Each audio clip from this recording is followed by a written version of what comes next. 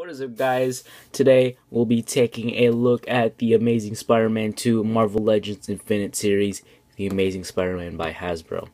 So let's get into it. And so this is the new figure, or the new Build-A-Figure series that just came out, and you get to build this Ultimate Green Goblin. And in the front here we got a picture of Spidey, we got some pair of hands, the arm, and a flame. On the side we got a picture of the new Spider-Man. On the top you get the new Spider-Man logo, and same thing on the back. You got this nice glossy Spider-Man figure, and the Amazing Spider-Man. No matter what evil rises, the Amazing Spider-Man will summon the courage to defeat it. For with great power comes great responsibility. And all the figures in the other wave. Alright, so let's take some time and get this guy out. Now before we begin, he comes with this Marvel Legends how to assemble your Ultimate Green Goblin packet. Also, Spider-Man comes with the right arm of Green Goblin with the flame, which is really nice. Can't wait to build this figure. Alright, so let's get into the Amazing Spider-Man. And here's the Amazing Spider-Man out of this package and ready to play with and pose him and whatever. Now let's look at this figure 360 degrees. It looks very nice, but I have a problem. There's this one little plastic chip right here, which is kind of a little bit of a bummer, which doesn't bother me that much because I'm going to pose him like this, not like that or something. But yeah, the problem, it's chipped. I know it's easily removed, but the thing is, it's covering the Spider-Man logo back here, which is a huge bummer for me. Now, you've probably seen a lot of reviews like Sharms Prime and Sean Long and all those great toy reviewers, which I recommend you subscribe to. Yeah, so let's take a closer look at him. So what they did with his head, they gave him this classic Spider-Man eyes, which are pretty huge. Really liking it. See right there. The painting is perfect, almost perfect on mine. You see the Spider-Man logo. I like what they did. I really like that they sculpted the webbing. It makes it look more, it makes it pop out even more, which I like. Some other Spider-Man figures, they just paint on the web, which is pretty lazy of Hasbro to do. But now at least Hasbro did something. Right, you can see there's his side. He does not have web shooters, because if you've seen the movie stills or poster stills, you can see he has web shooters right here. But that's alright, no big deal. Going down to the bottom, you can see his muscles, his thigh muscles, pretty ripped. And you can see there's his legs, his calves, and his feet. They kind of look flat a little bit from here. And at the bottom, you got some nice peg holes to peg Spider-Man wherever you want. Alright, so let's get on to the articulation. His head can go up that far, down that much, and rotates all the way around. He has a shoulder joint, I don't know what you call it, armpit joint. So yeah, it's true, it's not painted all the way, but the texturing on this is very nice. I like the blue texturing all around.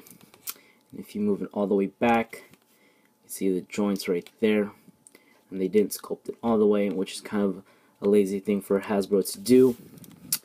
His arms rotate all the way around, and people keep saying his biceps are a little bit too, I guess you could say, loose or too fragile, and that is true. It feels like you aren't going to break it because it's pretty flimsy right now. And also, if you try to articulate his arm, the shoulder or armpit joint tends to move like that, which is not good. So I think he said bicep swivel, double jointed elbows. His wrist fully rotates, goes in and out, nicely sculpted. And since he comes packaged with two web shooting hands, let me pop this off and put this on.